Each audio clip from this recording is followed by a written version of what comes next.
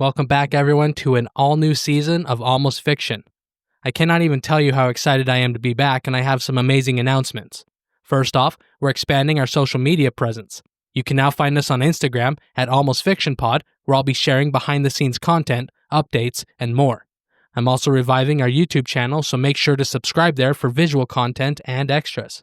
For those who want a more personal connection, I'm now available on Cameo. And if you'd like to support the show in another way, you can find me on Ko-fi, that's Ko-fi, and every contribution helps to keep this show going and growing. Now, for those of you who prefer to stay off social media, I've got you covered too. Just send an email to almostfictionpod@gmail.com, and I'll add you to our mailing list, and you'll get updates about merchandise, special episodes, and other exciting news directly to your inbox. But before we dive into today's episode, I want to take a moment to thank each and every one of you for listening. Your support means the world to me, and there's nothing that helps this show grow more than your engagement. Whether it's leaving a review, subscribing, or just telling a friend about the show, every little bit helps. Those 5-star reviews especially make a huge difference in helping new listeners to find the show. And please, keep those comments coming. I love hearing your thoughts and theories, and I read every single one. Now, let's get into one of the most intense stories I've ever covered. The case of Charles Cheetah Ng and Leonard Lake. The need to belong is fundamental to human nature. It drives us to seek out connections, to form bonds, and find our place in the world. But what happens when that desperate need to fit in somewhere, anywhere, becomes twisted by rejection and isolation? Some people spend their entire lives searching for acceptance, for that feeling of truly belonging. They drift from place to place, relationship to relationship, always hoping that the next one will finally feel like home. But with each rejection, each failed attempt to connect, something inside of them changes. The yearning doesn't go away, it mutates, becoming darker, more desperate. For two men in particular, this search for belonging would lead them down an increasingly violent path. One raised in a strict household where nothing he did was ever good enough, searching for approval he could never seem to find. The other, abandoned by his first mother, then his wife, became convinced that the world was ending, and he was determined to create his own twisted version of belonging before it did. When these two lost souls finally found each other, it seemed like destiny. They shared the same interests, the same mindset, the same alienation from society. For the first time in their lives, they each felt truly understood, but sometimes the worst possible thing that can happen to two damaged people is for them to find each other. Because acceptance, validation, belonging, these things we all need, can become poisonous when mixed with the wrong elements, and when two people who have never learned healthy ways to connect finally do find each other, their bond can become something dangerous, something deadly. This is one of those stories. Rangoon, Burma, 1930. Kenneth Ng was the first born to his parents, and only a few years after his birth, the family would move to Hong Kong, where Kenneth eventually would become the eldest of 5 children. In 1937, when Kenneth was only 7 years old, his mother would pass away, leaving him to help his father raise the rest of the kids. Then World War II came, and Kenneth's family nearly starved to death during Japan's occupation of Hong Kong before his father moved the children out of the city, though life in the country was not much better at the time.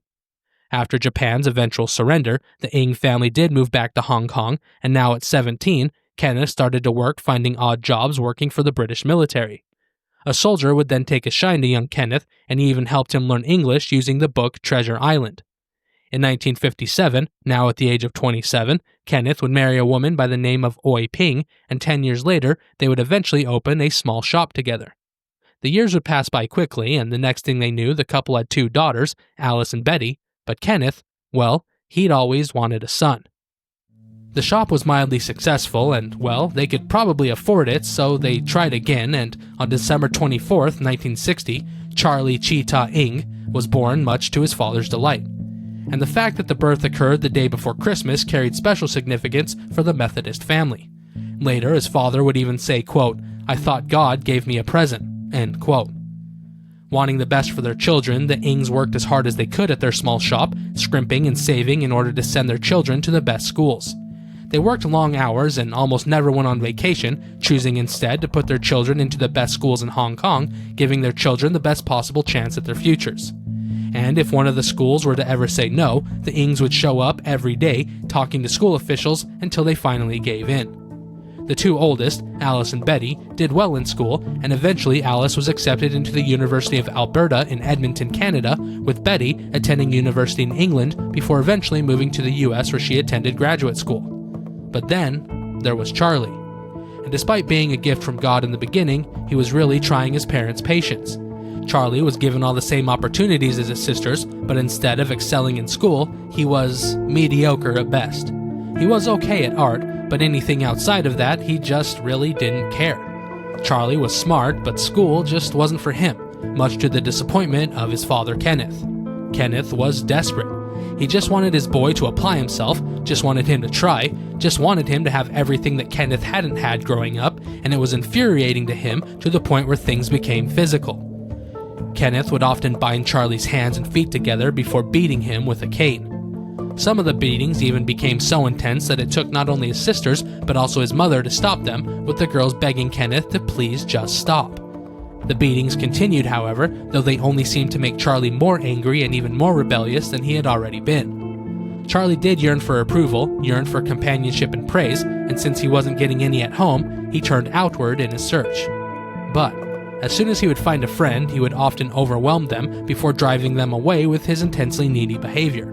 He just couldn't stop himself, and eventually he drove away enough people with his clinginess that nobody else would even try and hang out with him. Charlie dove into books then, well, really anything he could do by himself before eventually finding a true passion for the martial arts. He was constantly practicing, imagining himself as one of his favorite movie stars, Bruce Lee. Charlie finally had a purpose in life, finally had something he loved, but then he was caught wearing his mother's pantyhose one day, and that mixed with some other strange incidents like stealing a classmate's photo of his sister, Charlie was sent to a psychiatrist, though nothing insightful was ever discovered, and Charlie's attitude remained unchanged. Meanwhile, Charlie's aunt and grandmother would move into their small apartment on the 12th floor in North Point, Hong Kong, but despite the hardship they were now under, supporting even more people, his parents were still able to send him to St. Joseph College, a century-old Catholic school attended by the area's elites. Charlie didn't fit in, and not because his family was much poorer than the other students' families, but because he continued to act like a disinterested outcast who could care less about school. He continued to study martial arts, however, and took his studies seriously, eventually working up in skill level to where he was actually quite formidable, especially for his small size. And then there was the abstinence. Charlie was convinced that sex only served to make men weak, hurting their strength and stamina, so he abstained from it all, and even got mad at those he practiced martial arts with, and whenever he would beat them, he would often chastise them, saying things like, quote, "You must have been masturbating," end quote. And with each fight and each win came more confidence, something his father appreciated, but soon the confidence became something more, and Charlie began to get into even more trouble. After obtaining a slingshot and a bag of steel bearings one day, Charlie would visit a high-density apartment block where he would begin to shoot out any window he could see. And when the residents came out to try and stop him, he would just run away, laughing the entire time. It even got to the point where the residents wouldn't even bother to replace the glass because they knew it would just be a matter of time before it was broken out again by the same boy. It was just such a rush for Charlie. He couldn't stop.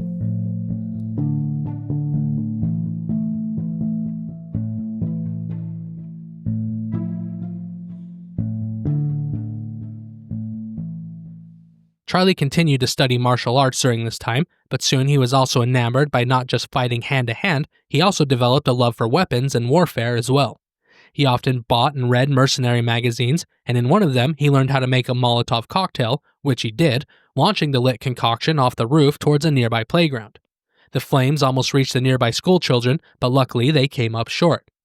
John Chan, a classmate of Charlie, had seen what happened, had actually been with Charlie when he threw the bottle. Nothing ever came from the incident at the time as far as the authorities went, and buoyed by that feeling of invincibility, Charlie next began to attack random strangers in the street, viciously assaulting them before running away before he could get caught. Meanwhile, John Chan finally decided to end his friendship with his crazy friend, but Charlie, well, he began to act even more crazy. Charlie beat up John, told him he wasn't going anywhere, and John was terrified, well, until Charlie was arrested for the fires he had started at school with his Molotov cocktails. Later, it would also come out that Charlie had also been sending letters to his school, in which he threatened and mocked one of his teachers, a teacher whom he also made obscene and lewd comments about. After the smoke finally all settled with everything, no pun intended, Charlie had managed to avoid any prison time, but he was expelled from St. Joseph's. Charlie was then sent off to live with an uncle, a man named Rufus Good, who was an instructor at Bentham Grammar School in northwest England. He did okay at the school, getting good grades in biology, physics, and math, but he didn't do so well in any of his other subjects. He had reversed socially as well, pulling into himself and acting shy, though he did try to join the military, but because of his age, he needed the approval of his parents, who told him military life would always be there after he was done with school. One of his classmates would later say this about Charlie when asked about this time in his life, saying, quote, "All of us boarders tended to clan together, but Charlie never really seemed to fit in and was very much a loner." He spent all his time practicing the martial arts, and I believe he thought of himself as something of a Bruce Lee. End quote. There were no friends for Charlie, no parties, no hanging out. It was all just Charlie, his schooling, and his study of martial arts. Then came Angelos Solomon. Charlie thought he had finally found a friend, but like before, he was overeager, clingy, and ever-present, and when Angelos began to pull away, Charlie did what he always did and majorly overreacted. He got angry, loud, and mean, and when that didn't seem to do what he wanted, Charlie instead decided to steal from Angelos, sneaking into his room where he stole a small chest from him, one full of money and valuables. Not long after stealing the chest, Charlie would eventually ditch it with almost everything that had been inside of it, minus some cash that he kept for himself. The police were brought in after the theft, and eventually Charlie would own up to it, but not to authorities, instead choosing to confess to Gary Cook, a student supervisor and prefect of the boys' dorm. In fact, it was Gary who actually found the chest of valuables and had given it to the headmaster, who in turn gave it back to Angelo Solomon.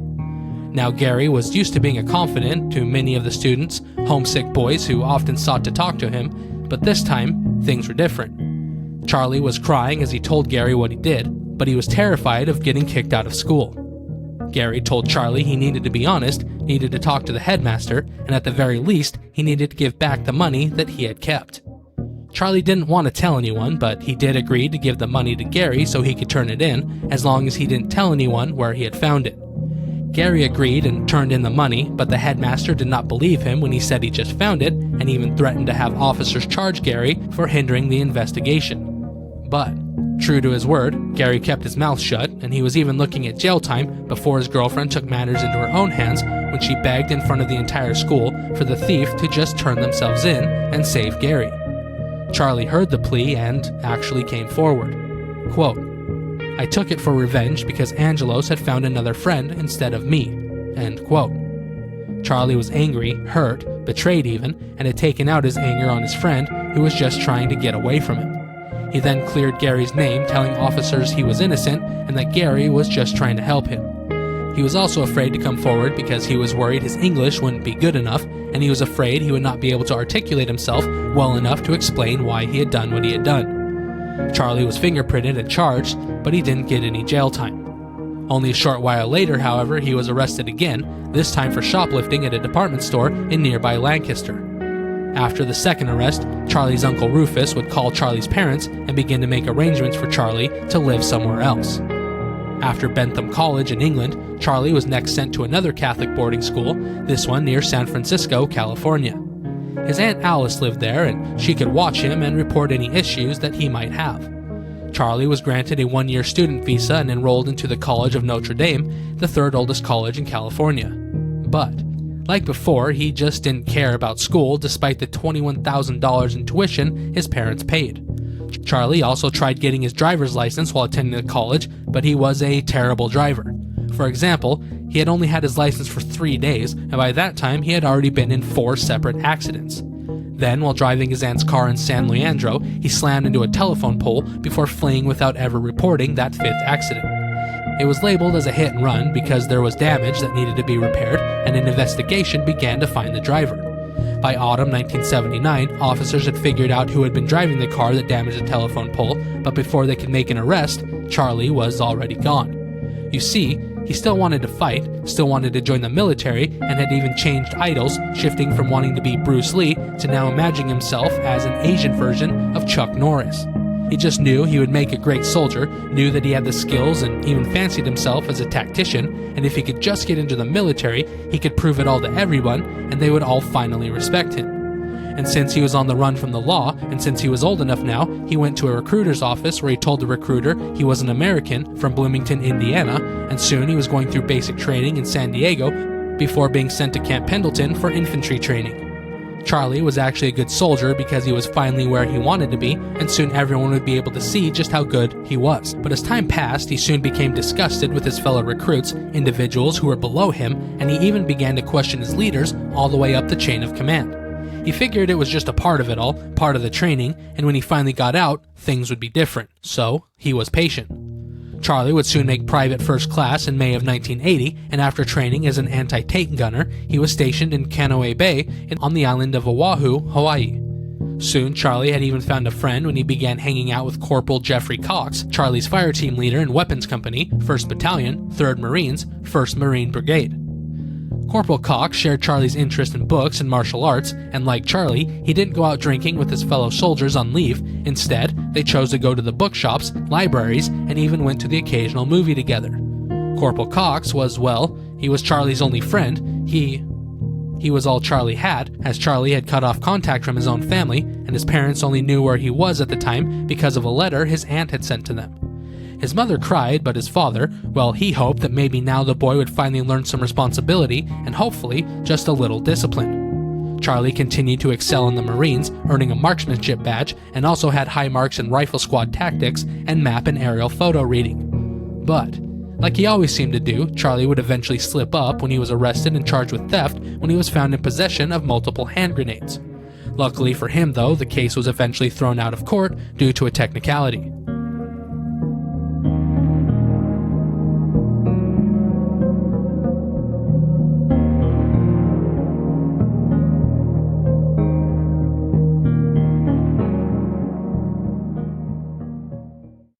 Charlie had always been interested in the mercenary lifestyle, and soon that led him to also have an interest in survivalism. He really just wanted to be an action hero, and if it was released just a short while earlier, he would have wanted to be just like John Rambo or any of the myriad of Chuck Norris characters. Charlie wanted to be strong, brave, and, most importantly, self-sufficient. He was better than those around him, at least in his mind, thinking that everyone else wasn't serious enough about what they were doing. His fellow enlistees were supposed to be soldiers, supposed to be brave and loyal, they were supposed to be Marines. By September of 1981, Charlie was beginning to become more disenchanted with the military life, thinking that they just didn't make soldiers like they used to. These men were soft, lazy, and inexperienced, and he was going to kill two birds with one stone with his next idea.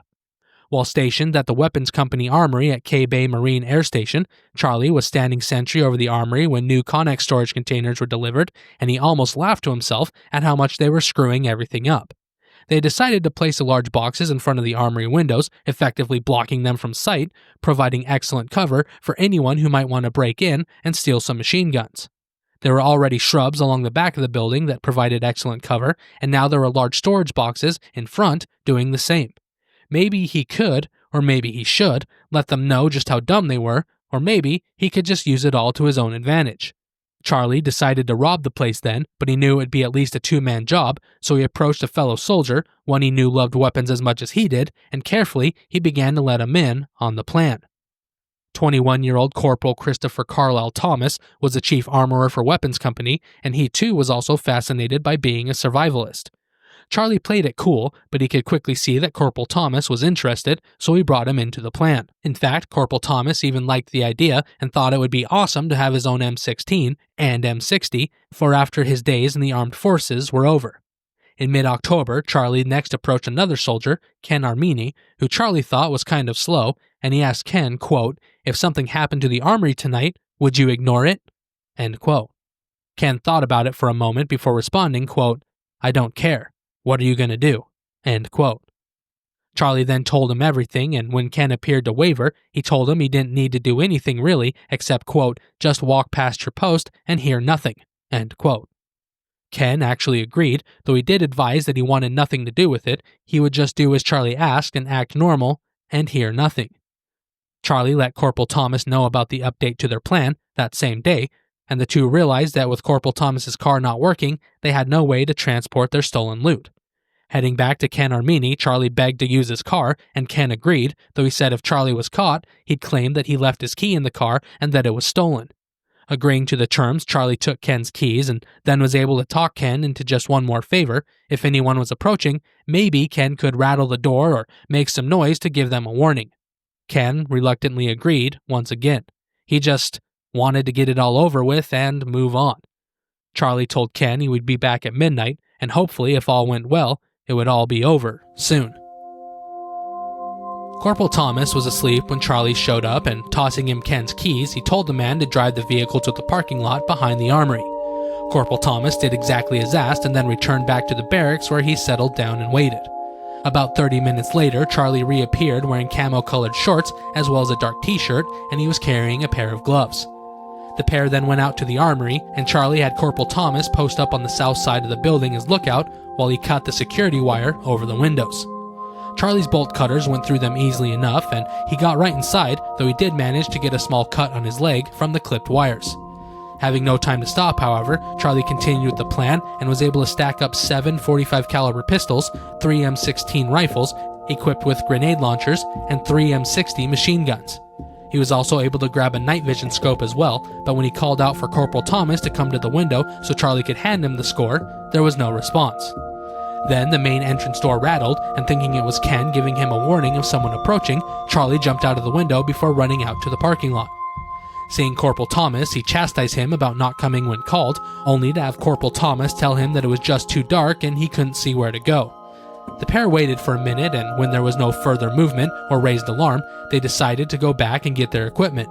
They were able to grab everything and they threw it all into the borrowed car, but as they were about to leave, they heard a rumble of an engine, and ditching the car, they hunkered down in the nearby bushes and they watched with racing hearts as a bus pulled up near their location. Ready to flee, they were almost instantly relaxed when they saw it was just a bunch of drunk soldiers coming back from a trip off base from the local bars. After the bus had finally left, they climbed into the car and drove to a nearby base Amtrak station where they field stripped the weapons before placing them into waterproof bags and hiding them in some foliage. They then simply went back to the barracks and went to sleep, or at least tried to anyways. Charlie sat awake trying to figure out how to get the weapons off the actual base. Maybe, just maybe, he should have thought this through just a little better. By the next morning, Charlie had already developed a plan. He approached 26-year-old Ricardo Daly, a non-commissioned officer who he knew and considered a friend. Charlie then told Daly what he had done and how he had messed up and how he just needed a little bit of help. Against his better judgment, Daly agreed to help, agreed to find a way to get the weapons off the base, and he did so by stashing the guns in the trunk of a friend's car, Mark Campbell, who was coming to see him on base that same day. Turns out the car wasn't actually Mark's, but his girlfriend's, but either way, they got the weapons off base before they were even reported as missing. They tried to leave them in a storage locker owned by Charlie off base, but when they found the facility closed, they pivoted, instead hiding the weapons near a popular lookout point in the mountains, placing them in some bushes. Monday was a holiday, so the armory remained closed, but at the crack of dawn on the following Tuesday, all hell broke loose. Soon, Naval Investigative Service agents were on the scene, and rumors started to go around that it was possible terrorists who stole the guns, terrorists who were going to use them against American civilians. Ricardo Daly and his friend Mark Campbell were terrified of being tied to the theft, and they holed up in a Waikiki hotel as they tried to figure out what to do next. One thing was for sure though, they couldn't let Charlie get the weapons, because if he was caught, they just knew that he would rat them out in less than a second. They would simply hide the weapons somewhere else, and when the U.S. Marine Fleet was out on training exercises, they would simply call a tip in. That way, they would all have alibis, and hopefully with the weapons returned, everything would eventually just calm down. Meanwhile, the investigation continued, and the Naval Investigative Service was closing in on who they thought might have done this. It appeared to have been an inside job, and so they immediately gave a lie detector test to the 3 armorers who worked in the armory, and Corporal Thomas immediately failed his. He was then informed he was looking at 15 to 20 years for the crime, and after multiple interrogation sessions, Corporal Thomas finally broke. He told them everything he knew. But since he didn't know where the weapons currently were, they didn't arrest him yet, not wanting to scare whoever had them into just getting rid of them. Yet despite their careful planning, word still spread quickly, and Corporal Thomas and Ricardo Daly were already busy getting rid of anything that might tie them to the robbery before calling a lawyer. Meanwhile, Charlie was spilling his guts. He was already talking to investigators and already telling them everything, and when he was done, they had him write it all down in a confession before having him sign it. Charlie was then placed under arrest and held on a prison ship, but he still had to show up for all the pre-trial motions. During one night, while waiting to be taken back to the prison ship, Charlie was getting angry because it was already 2 a.m., and from what he could hear, there was still no available transport for him. He was tired and bored and just angry that it was all taking so long. He just wanted to get it all over with. He just wanted to get his punishment and serve his time. Pondering on this, he began looking around, mostly out of boredom, before realizing that his two guards, his two jailers, were not even paying attention to him anymore. He simply walked over to a window, opened it, climbed through, and shut the window behind himself. Nobody saw a thing. Charlie tried to get help and supplies from some buddies of his, but they weren't really great buddies because all he ended up with was $20 and a change of clothes. Realizing that was all he was going to get, Charlie headed out into the wilderness where he planned to hide out for a while. After 2 whole days, he was already done, and that's when he reached out to Mark Novak, a survivalist Charlie knew, and asked the man for help. Mark lived on island in the Army Schofield barracks, and he agreed to help out Charlie, a fellow survivalist. He then snuck Charlie on base, where he stayed for 3 weeks. During that time, Mark Novak told Charlie about another buddy of his, a man in Northern California who could help Charlie hide, so after begging for $300 from his parents for a plane ticket, Charlie, wearing a disguise, flew to San Francisco where he first met Leonard Thomas Lake.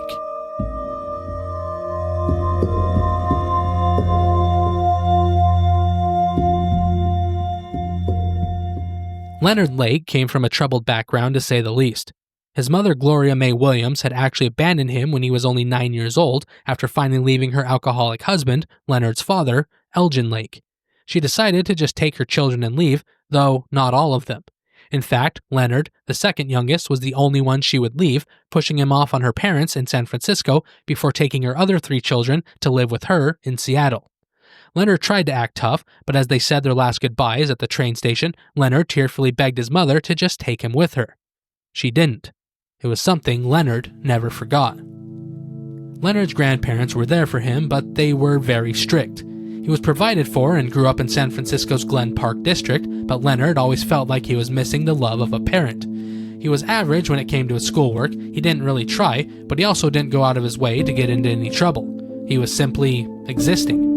He did have one hobby, I guess you could call it. He really enjoyed studying animals.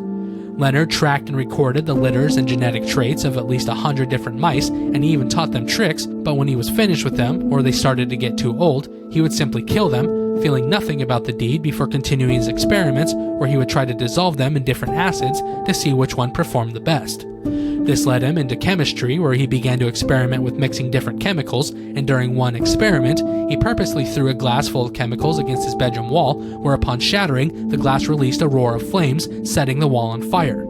A cousin of Leonard's was there. In fact, the show had been for them in the first place. Quote, "I panicked, but he stopped me, and the fire just burned and went out by itself and didn't do any damage to the wall." End quote. As a teen, Leonard was also fascinated by medieval history, becoming enamored by tales of kings and queens, knights and jesters, dragons and unicorns. He read every fantasy novel he could get his hands on, and even dipped his toes into witchcraft and the occult in his search.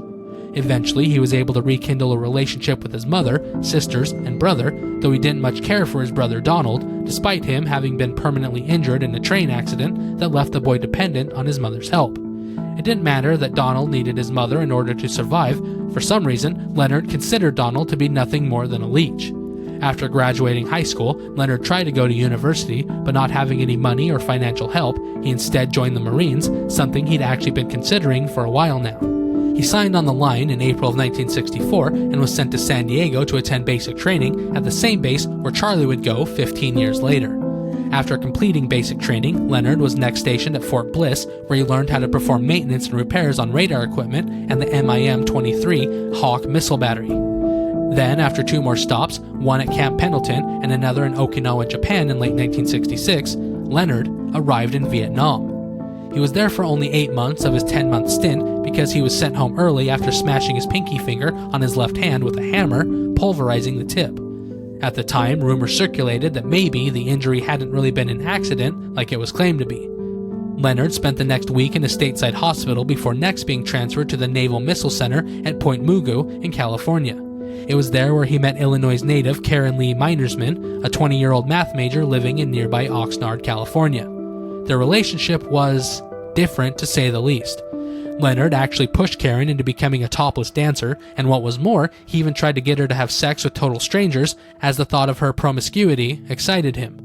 And Karen did end up taking a job as a topless dancer, but it was at the same time that Leonard was sent to Japan for a 3-month posting. She wrote him, told him about her new job and about her many breakfasts she attended with customers after her shift was over.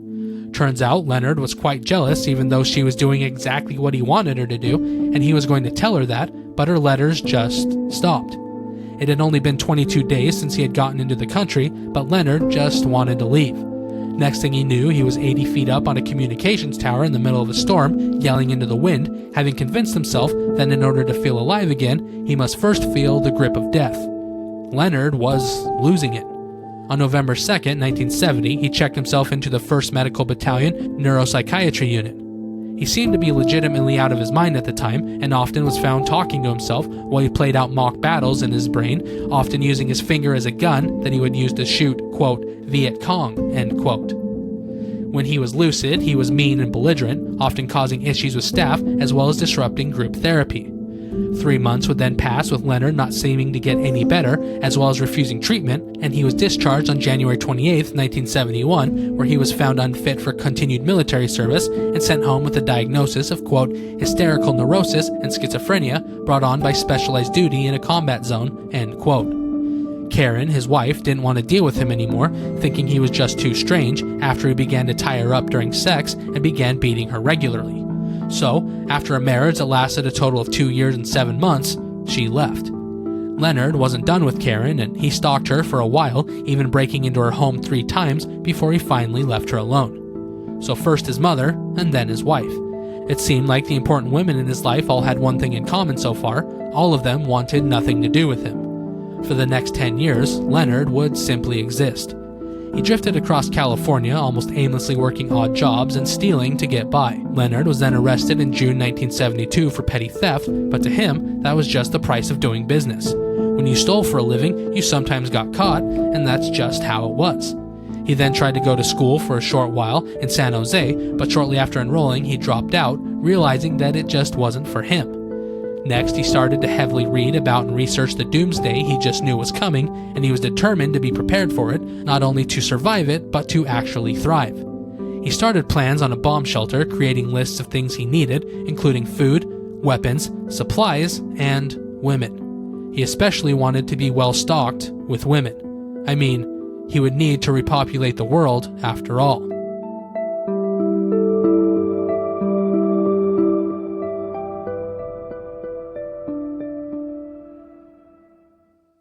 (1976). Leonard was getting tired of drifting and decides to settle down with a hippie commune of sorts in the wooded hills of Ukiah, a place about 2 hours south of San Francisco. 5 years would then pass as Leonard worked on the 5,000-acre Greenfield Ranch, where he helped raise chickens, pigs, goats, and turkeys, as well as working a small orchard. Leonard had a girlfriend he lived with, and he once again became acquainted with his medieval obsession, diving even further into the occult aspects, as well as doing witchcraft. Another man living in the commune even grafted a horn onto the head of a goat, essentially creating a unicorn, one that Leonard would end up taking around to county fairs, where he'd then charge people to see the, quote, living unicorn, end quote. He even paid young women to dress up in medieval dresses and pose with the goat so he could take pictures for a unicorn calendar he was working on. The calendar was not in fact real, just cover for Leonard, who enjoyed taking pictures of women, especially if they were more scantily clad. He liked them to be young, but not too young, he guessed, but according to him, as long as they had breasts, they were old enough.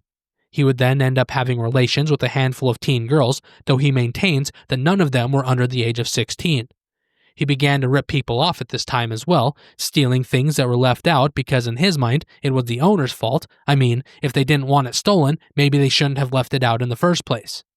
Then in 1980, he was arrested again for petty theft, where he stole construction materials off of a job site, but like he always did, he said it was just part of the game.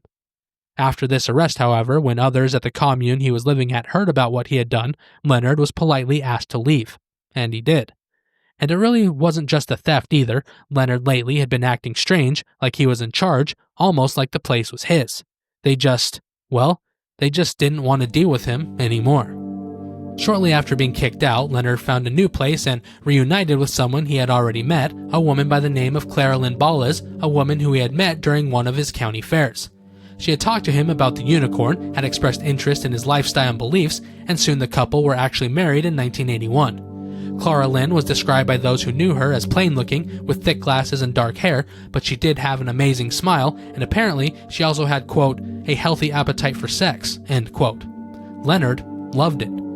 Cricket, as he called her, was up for just about anything. And on top of that, Cricket didn't mind posing nude for his photos, and even didn't mind when the camcorder came out. They were happy together, having fun, and it was then when Leonard would hear from his old buddy about a young man, a survivalist who needed help, a young man who was on the run from the military police. Leonard decided to help him. When Charlie finally got to California and met Leonard Lake, Leonard was a 39-year-old ex-Marine Corps sergeant who had actually done stints in Vietnam. Currently, he was managing a hotel in California in a small town called Philo, where he lived with his wife, Cricket, and they seemed to be a very happy couple. And when Charlie asked him, he would regale Charlie with stories of his time in the war, stories about watching his best friends die while mortars rained from the heavens around him before they finally pushed back and won the day.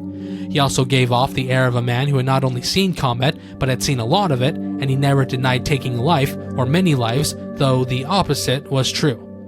Even though Leonard had actually served in Vietnam, we already know he had not in fact been in any danger at all, well, unless he had a hammer in his hand, and even then, he had only been a danger to himself. He had never actually been in a combat situation. He was just a liar.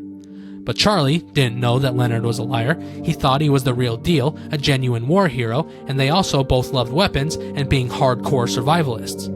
Charlie just couldn't believe it, and after having been only there a few days, he felt at home. For the first time in his life, he was being respected, and Leonard actually seemed to be genuinely interested in him, and he even treated him well.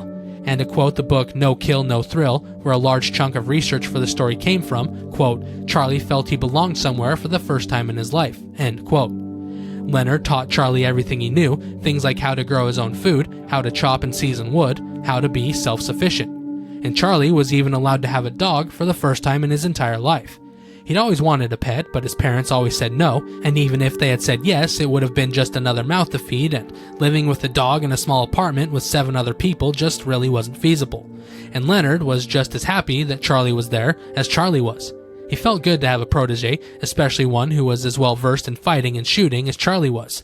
They would often spend entire days together, out in the woods, practicing and honing their skills when it came to survival and also combat. They practiced with their weapons, some of which were illegal, and they often ran mock drills together until the sun went down. Had they been anyone else doing just about anything else, it would have actually been rather cute. But any of that was wiped away by some of their conversations, where Charlie especially went on and on about how he wanted to kill another human being, saying things like, quote, wouldn't it be nice to blow somebody's brain apart? End quote. And as they practiced, as they trained together, they began to come up with plans on how they could take their skills and use them to make money. Soon they were casing gun stores and pawn shops, establishments that they would eventually raid, stealing whatever they wanted, but mainly focusing on the cash. They next started to steal from Greenfield Ranch, taking their illegally grown marijuana that they would then sell on the street. Soon, however, their plans went from how to get easy money to turning their sights on women. During one mission, they went to San Francisco, where Leonard picked up a prostitute. He then brought her back to the room he and Charlie had rented, the room where Charlie was waiting naked in the closet. As soon as the door was shut, Charlie jumped out of hiding, holding a large knife and using it violently on the bed to let her know he was serious. He then raped the woman before letting her go. She wouldn't be the last.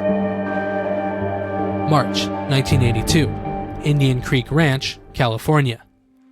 Leonard got a new job as a waiter at the new Boonville Hotel, and Charlie also found work at the establishment, where he washed dishes in the kitchen using the alias Charlie Lee. But before the move, Charlie wrote to his buddy Mark Novak, the man who had introduced him to Leonard, the man who had hid him in Hawaii, and he told Mark about what he had been up to lately. That letter was intercepted by Naval Investigative Service personnel who had been looking for Charlie after his escape, and they immediately went to arrest him, which they did on April 29, 1982. During the arrest, agents working with the NIS also found a cache of automatic rifles, machine guns, pistols, dynamite, exploding rounds, throwing stars, and brass knuckles, all of which were illegal to own in California. They also found $50,000 in gold and silver coins that came from the pawnshop robberies that they had committed. Leonard was also arrested at the time and was charged with 17 felonies ranging from burglary and grand theft to many weapons violations. He was given $3,000 bail, and his wife Cricket immediately got him out. Charlie, however, was flown back to Hawaii, where he faced multiple charges as well, including larceny, burglary, and escaping custody. Charlie spent the next 79 days in jail awaiting his trial, most of which he served in solitary confinement. And by the time Charlie's case went before the judge, his co-conspirators had already been sentenced. Ricardo Daly, the sergeant who had helped Charlie move the weapons off base, had been demoted to private, given 3 years in the brig, and then dishonorably discharged.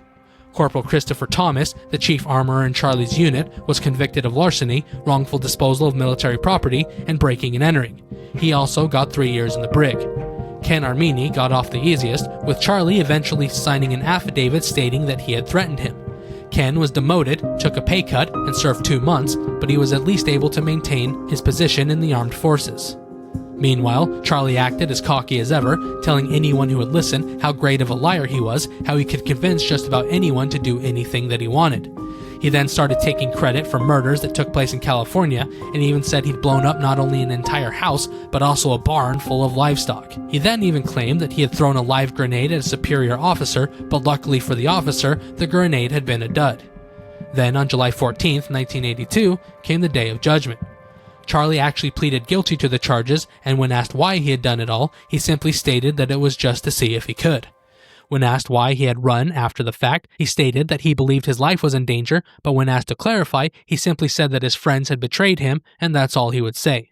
Before he could be sentenced, though, there was one more person who would take the stand, a final character witness, Charlie's father, Kenneth Ng.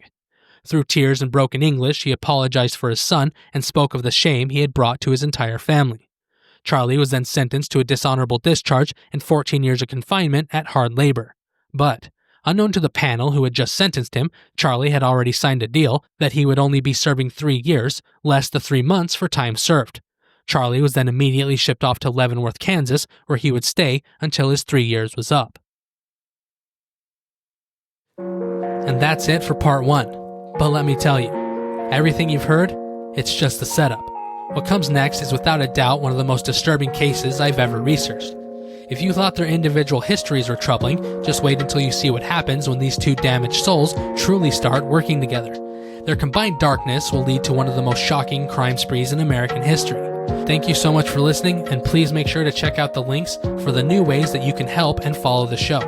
So until next week, stay safe, stay curious, and remember, sometimes the truth is stranger than fiction.